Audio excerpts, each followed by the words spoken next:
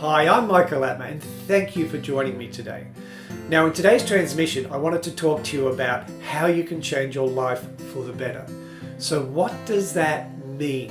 Well, let's first of all look at what it can look like to improve the quality of our life, because isn't that what getting better is all about? That things are improving. To me, that means that our health and fitness is improving. That means that our energy levels are improving. That means that our finances and wealth creation is improving. That means that our happiness is improving. That means that our relationships are improving. That means that our inner peace is improving. That means that our self-love is improving. That means that our spiritual awakening is improving. Do you see where I'm going here? It means that every single part of our life, and it can be one part at a time, is in some way improving for the better. That is the criteria that we need to follow when we're looking at making changes in our life. Because sometimes changes can make our life look worse, can't they? We know because we've all been there before. That can look like making a mistake or choosing something that you thought you wanted, like a new job, but it turns out the boss is an asshole, you hate the job, you don't like the work, but at the time, it seemed like a good idea, but it ended up making your life worse. And this can happen in all areas: relationships, health, fitness, all areas. We can do something, make a choice, and our lives can be worse off. So when we have that measuring stick or that bar that we establish around, okay, so what level am I at in my health and fitness right now? And I always like to use the scale of 1 to 10. So 1 being that we're basically a couch potato and we do jack shit each day. Perhaps we get up off the couch to get more food or go to the mailbox. But that's it. We really don't have much physical exercise, movement going on in our lives. That's a 1. And then at 10 would be an Olympic athlete. You know, every single fiber of your body is trained up to move and to recover and to give you maximum strength, flexibility and energy during the day. So that would be a 10.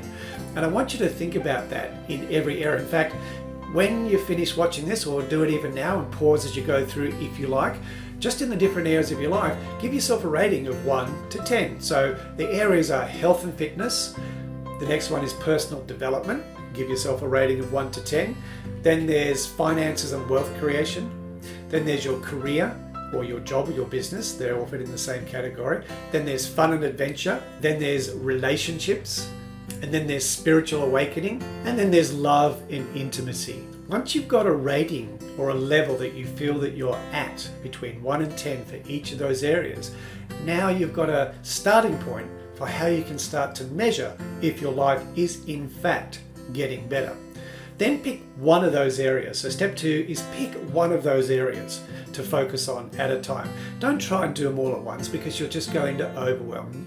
Because basically when we're looking to improve or change any area of our life for the better, it means that we've got to get really focused and really clear and really specific about what our intention is and where we want to be, where we see ourselves being, say in 3 months, 6 months, 12 months, 2 years, 5 years time in that area of our life. And the bottom line about change is that we have to change a habit or create a new habit in order for us to then step into the next level of our quality of life. So really changing our lives for the better is about changing our habits. Now those habits can be mental habits, the way we think, but there are also habits around things that we do. In other words, how we behave. So what we think and what we do are the 2 most powerful habits that are in play in our lives. And to change any area of our lives, we either have to change the way we think or we have to change the way we behave. And sometimes we need to do both. And in fact, when we change the way we do things, that will automatically change the way we think, because we're not able to do new things and create a new habit if our mindset doesn't change around our old habits.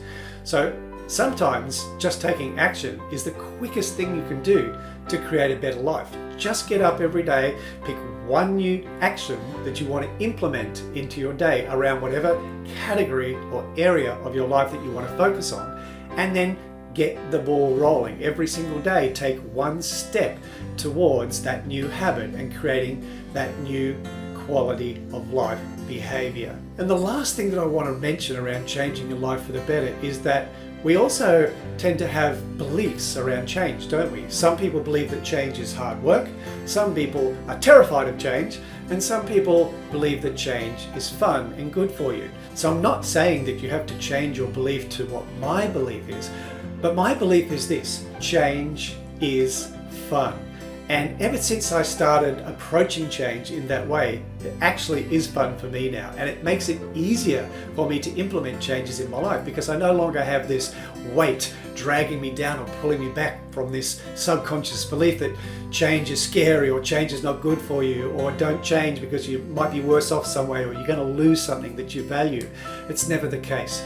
We know when we're ready to make a change, don't we? Because we feel unhappy, we're uncomfortable, there's something that's not working for us. You know, our energy levels are low, we can't sleep, we're in pain, we're suffering in some way, our relationships aren't working, our finances are shit. There's something going on in our lives that's just not working.